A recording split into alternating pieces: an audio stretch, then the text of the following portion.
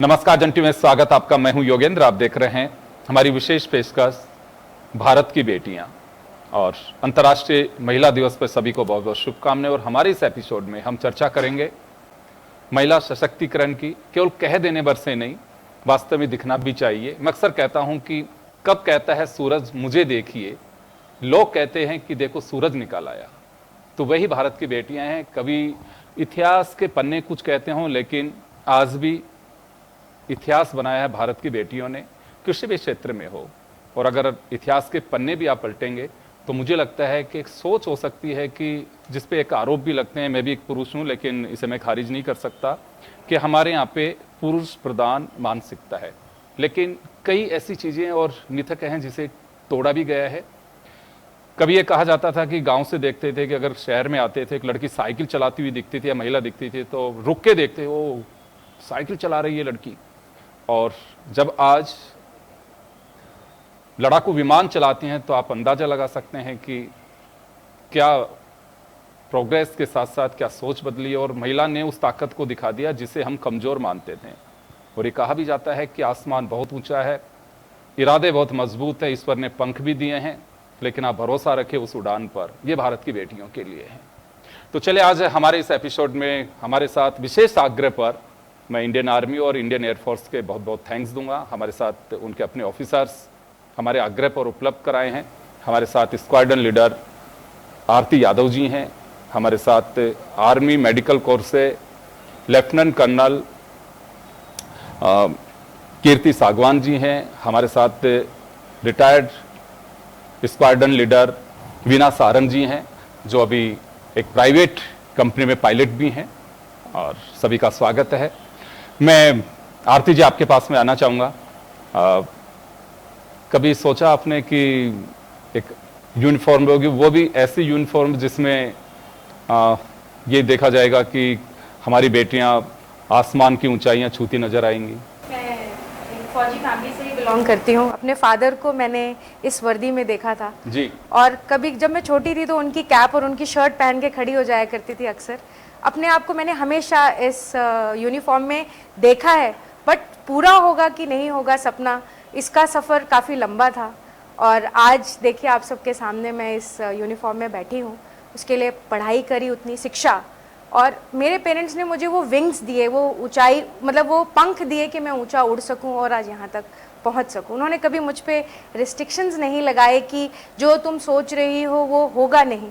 उन्होंने हमेशा मुझे प्रोत्साहित किया, मोटिवेट किया, वो कॉन्फिडेंस दिलाया कि नहीं, तुम आगे बढ़ सकते हो। सो आज मैं इसका पूरा श्रेय अपने पेरेंट्स को देना चाहती हूँ कि आज मैं जहाँ भी हूँ उनकी वजह से हूँ। और वो सपना मैं उसलिए अचीव कर पाई बिकॉज उनका सपोर्ट मेरे पास पूरा था। देखिए वर्दी से कितना इंस्पायर होता है इंसान।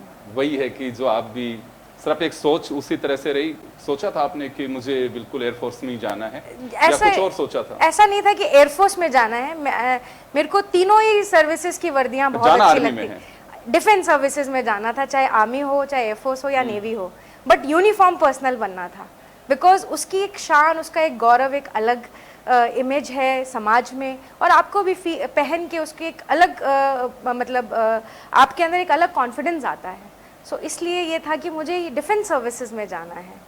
और जिस टाइप का वर्क एनवायरनमेंट है, जो काइंड ऑफ सेफ्टी है लेडीज़ के लिए डिफेंस सर्विसेज में, वो मतलब शायद और ऑर्गेनाइजेशन को इससे मोटिवेशन लेना चाहिए कि हमारे यहाँ कोई भेदभाव नहीं है, लड़की क्या है लड़का क्या है, हमारे लिए सेम जॉब अपॉर्चुनिटीज़ हैं, सेम टाइप का पे है।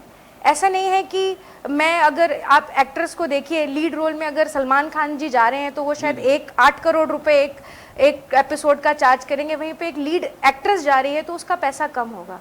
हमारे अगर लीड रोल में एक लड़का, एक मेल ऑफिसर है, एक फीमेल ऑफिसर है, तो दोनों की पे स्केल सेम है।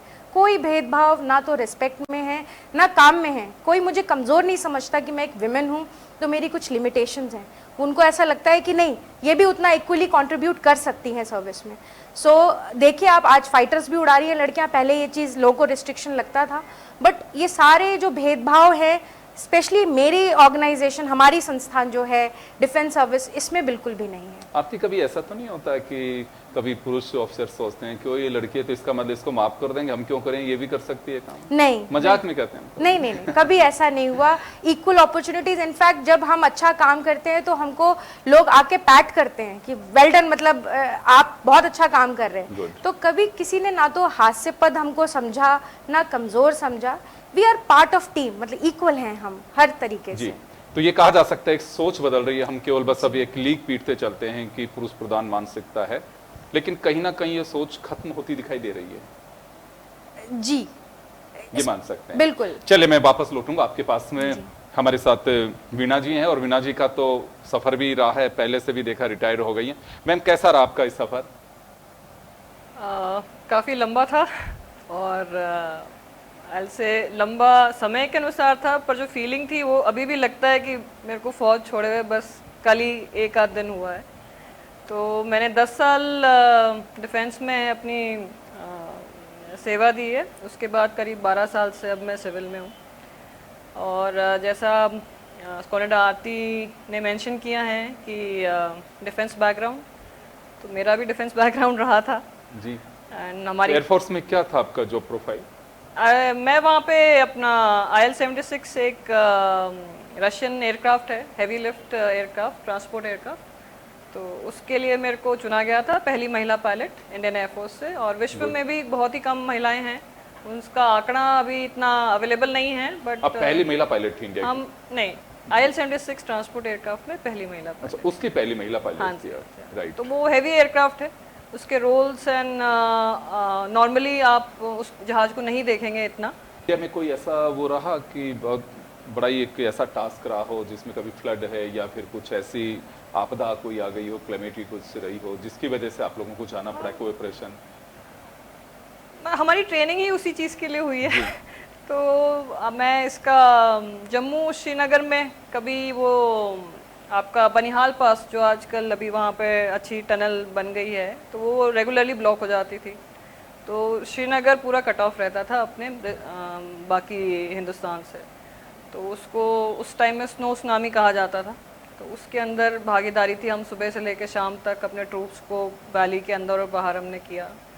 फिर जब सुनामी आई थी इधर पोर्ट ब्लेयर में काफ़ी हमारे क्षतिगत हुए थे, सिविल एंड मिलिट्री पर्सनल दोनों। वहाँ से भी फिर फैमिलीज़ को लाना, एड पहुँचाना, फिर बाकी काफ़ी जब भी हिंदुस्तान में कहीं पे भी कुछ भी आपकी इंटरनल कॉन्फ्लिक्ट भी कुछ होता है, तो हम लोगों ने बहुत किए हैं, मैं अब गिन भी नहीं पाऊंगी इतने जी। और हिंदुस्तान के उत्तर से दक्षिण, पूर्व पश्चिम, किसी भी, चाहे आपका डेजर्ट पे हो, माउंटेन्स में हो, सी पे हो, हर जगह हमने उड़ान भरी। और उसी रिलीफ के लिए तो डिफेंस को देवदूत भी कहा जाता है, कई बार सुनते होंगे आप लोग। हाँ, भाग्यशाली हैं, वो मौका मिला। और मेरा तो मतलब ये बहुत ही, this is very close to my heart कि it's not only about women, but कोई भी मेडिकली फिट इंसान है, उसको सेना में आना चाहिए। नेशन तभी स्ट्रॉन्ग बनेगा। और आपको नहीं लगता है कि अगर स्ट्रॉन्ग बनना है तो आइडियोलॉजिकली हमें सेना से जुड़ना चाहिए? जैसे इजराइल है कि वहाँ हर बच्चे के लिए पहली क्लास से ही सिखाते हैं कि आपको स्ट्रॉन्ग बनना है, वो अपने आप आ जाएगा। अगर उस टाइप की तालीम, उस टाइप का आपका education system also has to change, हिस्सा बनाना चाहिए, हिस्सा बनाना चाहिए। तो ये मुझे लगता है कि एक तो आप टोटली यूनिफॉर्म की वजह से ही इंस्पायर हुई कि मुझे भी जाना चाहिए। आपने कहा कि पारिवारिक बैकग्राउंड मेरा आर्मी से ही है। पारिवारिक बैकग्राउंड यस, बहुत तरीके से इन्फ्लुएंस करता है, बिकॉज मैं कहूँगी कि एक इंसान जो भी उसके जीवन में आया जाया होता है, वो उसको इन्फ्लुएंस करता है, चाहे वो बुरा इन्फ्लुएंस हो चाहे खराब इन्फ्लुएंस जी, अच्छा हो या बुरा हो, कोई ना कोई जो भी आदमी आपको जीवन में मिलेगा आपको इन्फ्लुएंस करके जाएगा। तो अब ये आप पे डिपेंड करता है कि आपको कितनी अपॉर्चुनिटी मिली, या फिर आपने कितना उस चीज़ का, आई नॉट से फ़ायदा, बट प्लेटफॉर्म को आपने यूज़ किया कि आपको जितने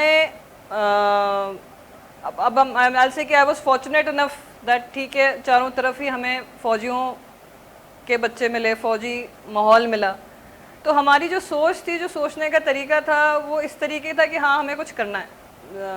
जिस चीज़ के लिए आप काम करने वाले हो अब जब तक आपको पता नहीं होगा आपका बॉर्डर कहाँ तक है, आप उसके बारे में कभी सोचेंगे नहीं।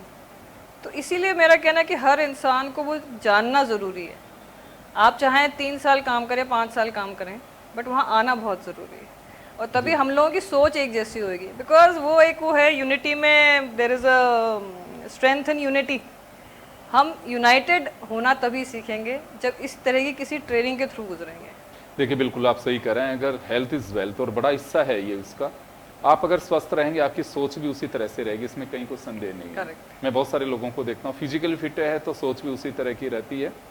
डॉक्टर कीर्ति हमारे साथ में है।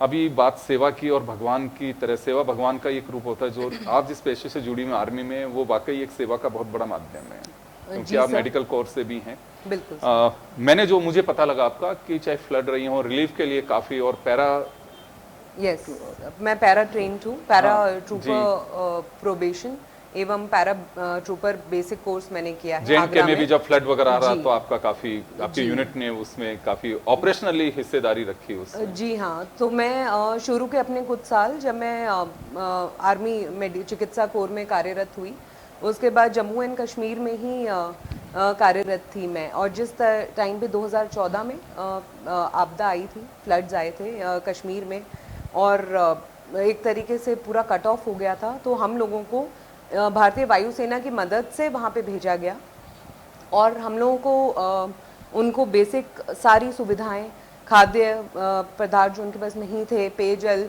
पीने का पानी नहीं था वहाँ के लोगों को, या किसी को भी अगर मेडिकल इमरजेंसी कोई थी, तो हम लोगों ने बोट्स में जाके एक एक घर में, झेलम नदी और जो बाढ़ आ गई थी, हमारा कैंट भी पूरा डूब गया था, बट हम बोट्स में जाके घरों तक जाते थे, उनको basic facilities, basic medicine, basic खाना, छोटे बच्चों से लेकर बुज़ुर्ग लोग सबको हम प्रोवाइड करते थे। जिसको भी मेडिकल किसी ट्रीटमेंट की ज़रूरत थी, उनको हम लोग बोट में अपने साथ में बिठा के ले भी आते थे अस्पताल। तो वो एक बहुत ही चुनौतीपूर्ण एक्सपीरियंस था मेरे लिए भी, और वो भी इतनी यंग सर्विस में। जी, डिफेंस में जाने के लिए किस तरह से आतुर, और एक आर्मी की यूनिफॉर्म है वो कितनी अट्रैक्ट करती है, तो चलिए हम चर्चा आगे बढ़ाएंगे। और आरती जी आपके पास एक बार फिर आना चाहूँगा। यूनिफॉर्म होती ऐसी है कि भरोसा खुद का तो होता है, सामने वाले का भी एक भरोसा होता है। बिल्कुल जी। थोड़ा सा मैं जानना चाहूँगा कि अगर एयरफोर्स में किसी बच्ची, लड़की, किसी को जाना है तो वो क्या रूट उसे चुनना चाहिए? एयरफोर्स में एफकैट एक एग्ज़ाम होता है जो साल में 2 बार होता है, फरवरी और अगस्त में। आपको उसके लिए एनरोल करना पड़ता है। फिर ये एग्ज़ाम जब आप अपीयर कर जाते हैं, उसके बाद 5 डेज़ का एसएसबी प्रोग्राम होता है। अगर आपके वो मिनिमम रिक्वायर्ड मार्क्स आ गए हैं, देन आप उस एसएसबी में अपीयर करते हैं। एसएसबी में आपके जिस हिसाब से आपने स्कोर किया होता है, ये 5 डेज़ का प्रोग्राम होता है। फर्स्ट डे स्क्रीनिंग टेस्ट होता है, अगर आप उससे निकल जाते हैं तो आप फिर फर्दर 5 डेज़ रुकते हैं। जब आप एसएसबी से रिकमेंड होते हैं तब आपका मेडिकल्स होता है। जब ये सारी प्रोसेस कंप्लीट हो जाती है तब आपकी एक मेरिट बनती है। आप अकॉर्डिंग टू दी वैकेंसी, मतलब कितनी वैकेंसी उस समय उस ऑर्गेनाइजेशन के पास है, उसके हिसाब से आपके मेरिट में नाम आते हैं। एंड आपने किस ब्रांच में भरा है उसकी वैकेंसी के, जैसे मैं एक एडम ऑफिसर हूँ, मैम फ्लाइंग से हैं, मैम मेडिकल से हैं। सो सबकी अपनी अपनी सेपरेट वैकेंसीज होती हैं और उसकी एक मेरिट बनती है। अकॉर्डिंगली आप फिर एयरफोर्स एकेडमी हैदराबाद डुंडीगल में जाते हैं ट्रेनिंग के लिए। वहाँ डिपेंड अपॉन आपकी क्या ब्रांच है, उस हिसाब से आपका 1 साल का या 1.5 साल का पीरियड होता है ट्रेनिंग का। फर्दर आपको वंस आप एक बार ट्रेनिंग कंप्लीट करते हैं, आप कमीशन होते हैं, एंड देन आपको पोस्टिंग मिलती है। अगर हम यूँ देखें कि पहले कई बार अवेयरनेस के लिए प्रोग्राम्स भी डिफेंस से चलाए जाते थे कि लड़कियां आनी चाहिए, अभी क्या रेशो है? अभी तो लड़कियां बहुत आ रही हैं। इनफैक्ट अभी आपने देखा होगा जो न्यू गवर्नमेंट की स्कीम आई है अग्निवीर, पहले वो अग्निवीर वायु सिमिलर से स्कीम आर्मी के लिए भी है, नेवी के लिए भी है। अभी उसमें वायु विमेन आ गई हैं। पहले हमारी एक एयर वॉरियर ड्रिल टीम होती थी जिसमें वो करतब दिखाते थे वेपन के साथ। अभी वो टीम विमेन की भी टीम है हमारे पास। तो विमेन पहली बार बनी है वो। जी अभी अग्निवीर वायु विमेन जो आई हैं उनकी टीम बनी है। सो इस तरीके से लोग सामने आ रहे हैं और बहुत सारी लड़कियां मोटिवेटेड हैं डिफेंस फोर्स ज्वाइन करने के लिए। तो वीणा जी, ये कहा जा सकता है कि बहुत वर्षों से सुनती आ रही हूँ कि महिला एक अबला होती है, और मैं क्योंकि वो बोल सकता हूँ, लेकिन आज मैं बोलूँगा नहीं, क्योंकि महिला काफ़ी सशक्त है, मजबूत है, और वो जो सिनेरियो हमने सोचा देखा पढ़ते थे वो बदल गए, अब तो ये कहा जा सकता है। पूरी तरह से बदला तो नहीं है, बट संख्या बहुत कम है, परसेंटेज जैसे मैं कहूँगी जितना होना चाहिए। क्योंकि अगर हम इस आज फोरम पे बैठे हैं, आज का महिला दिवस इतने बड़े प्लेटफॉर्म पे मनाया जा रहा है, men's day is also there, वो भी मनाया जाता है, बट द वेरी फैक्ट कि हमको इस दिवस को इतने लेवल पे और इतने फोर्स के साथ करना पड़ रहा है कि that means there is still majority. तो कहने का मतलब ये है कि दिवस को मत मनाइए, सोच को बदलने की जरूरत है। तो बहुत टैलेंट है, मैन वुमेन दोनों के लिए टैलेंट है, बट आपको उतनी फ्रीडम, उतनी अपॉर्चुनिटी सोसाइटी में, वो स्टेटस मेजॉरिटी को नहीं है, और तभी इस चीज़ की ज़रूरत है। अभी भी ये कहीं सोच रिफ्लेक्ट करती है कि लड़की है, महिला है, कि नहीं नहीं रहने दो यार, इससे नहीं होगा, एक समाज में जो सोच है वो समाज के आई से कि वो मेरी सोच नहीं है, जिनसे मेरा घुलना मिलना है उनकी सोच नहीं है। किसी की सोच हो सकती है, किसी की सोच हो सकती है, बट प्रॉबेबली वो ऐसी वो लोग प्रॉबेबली इस चीज़ से अभी तक एक्सपोजर उनको नहीं मिला है, या तो वो जानते नहीं है या फिर वो जानना नहीं चाहते। आपने जब एयरफोर्स ज्वाइन किया उस वक्त महिलाओं का क्या रेशो था? डेफिनेटली, बिकॉज 1992 में फर्स्ट ग्राउंड बैच आया था, 1994 में फ्लाइंग का बैच आया था, और अब पहले ऑफिसर कैडर में थे, अब main cadre means at non commissioned officers वो भी आ रहे हैं। तो डेफिनेटली जनसंख्या भी बढ़ी है, उसी हिसाब से परसेंटेज भी बढ़ी है, बट बहुत स्कोप है, बहुत इम्प्रूवमेंट। 92 में ज्वाइन किया आपने? मैंने 2002 में कमीशन प्राप्त किया था। 1992 में पहला बैच हमारे इंडियन एयरफोर्स में वुमेन ग्राउंड ड्यूटी ऑफिसर्स का कमीशन हुआ था। जी डॉक्टर कीर्ति, आपके पास में आना चाहूँगा। बड़ा चैलेंजिंग पेशा है वैसे तो ये। कभी ऐसा अवसर आता है कि किसी को मोटिवेट करना है, या कहीं पे बड़ा टिपिकल कोई केस है कि चलिए आप थोड़ा हिम्मत, क्योंकि आप पेशेवर डॉक्टर भी हैं, बहुत सारे इंसिडेंट्स ऐसे होते होंगे जहाँ हिम्मत देने की भी ज़रूरत पड़ती होगी, तो महिलाओं में जब एक फौजी डॉक्टर दिखती है या फिर वैसे जनरल डॉक्टर्स हॉस्पिटल में जाते हैं, डॉक्टर पे भरोसा सबको होता है क्योंकि भगवान के रूप में देखते हैं, लेकिन डिफेंस का कोई डॉक्टर दिखता है वहाँ पे, और खासकर लड़की हो कोई, तो कुछ नज़रिया बदलता है पेशेंट का? पहले तो मैं आपको ये बता दूं कि हमारा जो पेशा है, पहले एज अ डॉक्टर एंड फिर एक एज अ सोल्जर, दोनों बहुत ही जेंडर न्यूट्रल वर्ड्स हैं। हमारे में जेंडर नहीं आता जी। अगर आप किसी डॉक्टर के पास भी जाते हैं, वो लेडी हो या जेंटलमैन हो, हमें फ़र्क नहीं पड़ता, हम एक अच्छे डॉक्टर को ढूंढते हैं। सिमिलरली अगर हम फौज की बात करें, आर्म फोर्सेस की, तो उसमें भी हम सब सोल्जर्स हैं, हम सब ऑफिसर्स हैं, वो भी एक जेंडर न्यूट्रल वर्ड है। तो जेंडर हम नहीं देखते, हमें दिखाई नहीं देता, हमें सुनाई नहीं देता। We are doctors and we are officers first. तो अगर मेरे पास कोई मरीज़ आता है, मैं हूँ या मेरे कोई और काबिल, जैसे आपने बोला, अगर कोई मेल डॉक्टर हैं, तो हमारी कैपेबिलिटी पे को देख के आई थिंक पेशेंट को हम पे ज़्यादा विश्वास आता है। एंड यूनिफॉर्म पहनने के बाद और एक डॉक्टर सुनने के बाद I think we all are the same. It's only our, हमारी सिर्फ स्किल्स और हमारी कैपेबिलिटी मैटर करती है उस टाइम पे। महिला सशक्तिकरण की बात की जाती है, आप लोगों की नज़र में इसके पैरामीटर क्या है, क्या होना चाहिए कि महिला सशक्त हो सके? मुझे तो आप तीनों बैठी हुई हैं मेरे साथ में, बिल्कुल सशक्त दिख रही हैं, और आई थिंक मुझे लगता है मेरे से ज़्यादा सशक्त आप लोग हैं। सशक्त हम सब हैं, बट हम एक सोसाइटी को रिप्रेजेंट करते हैं।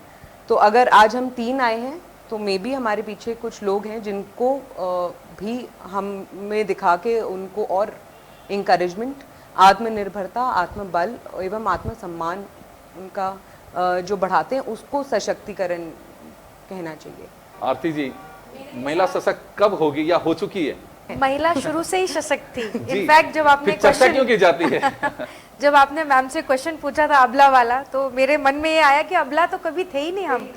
बीच में एक फेज आया जहाँ पर विमेन को उतना इक्वल दर्जा नहीं दिया, नहीं तो हमारी तो संस्कृति ऐसी रही है जहाँ हमें देवी का दर्जा दिया गया था। बट बीच में जो एक पीरियड था जहाँ पर महिला का जो स्टैंडर्ड है वो उसको वो ड्यू रिस्पेक्ट नहीं दी गई, इसलिए एक डाउनफॉल आया।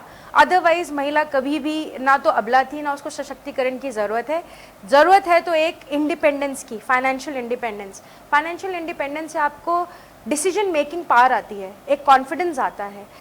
आप लोग सशक्त हैं, इसमें कहीं को संदेह नहीं। आपने मोहर भी लगाई है मेरे वाक्यों पे।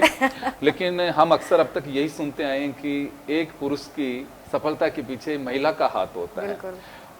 तो मैंने पूछा भी कि नहीं यार, टिफिन यही लगा के देती है, तो जब घर ऑफिस पहुंचता हूँ तो सफलता वहीं से है। तो आप लोगों की सफलता का राज क्या है? कोई पुरुष है पीछे? हमारी सफलता का राज कोई ना कोई सपोर्ट सिस्टम तो है। पुरुष भी है, कह दीजिए आज तो। बिल्कुल, अगर उन्होंने हमको अगर आगे बढ़ने का प्रोत्साहन नहीं दिया होता तो डेफिनेटली सपोर्ट, इट्स हाँ, टीम है। हम गाड़ी के दो पहिए हैं, अगर हम बराबर नहीं चलेंगे, उसका सपोर्ट नहीं मिलेगा तो मैं अकेले गाड़ी नहीं दौड़ा पाऊंगी। प्लस पेरेंटल सपोर्ट डेफिनेटली, जैसे मैम ने बोला, मेरे पेरेंट्स रहते हैं मेरे साथ मेरे दोनों बच्चों को देखने के लिए, तभी मैं ऑफिस जा पाती हूँ। तो सपोर्ट सिस्टम, एक पूरी टीम है जो इस महिला को सशक्त करने के लिए खड़ी है। चुनौती से निपटना है तो टीम वर्क तो होना ही चाहिए, वही सबसे बड़ा सॉल्यूशन आई थिंक उसका।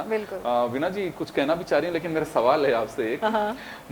अभी हमें अंतर्राष्ट्रीय महिला दिवस पे मैं सुनता हूं कि रेस्टोरों में लेके जाएंगे, कोई ऑर्गेनाइजेशन है उनके लिए पार्टी प्लान कर रहे हैं। मैं देखता हूं कि पार्लर्स के बाहर लिखा होगा कि महिला दिवस पर 50% ऑफ है, ये बैग्स लीजिए आपको ये ऑफ मिलेगा बसों में, ये।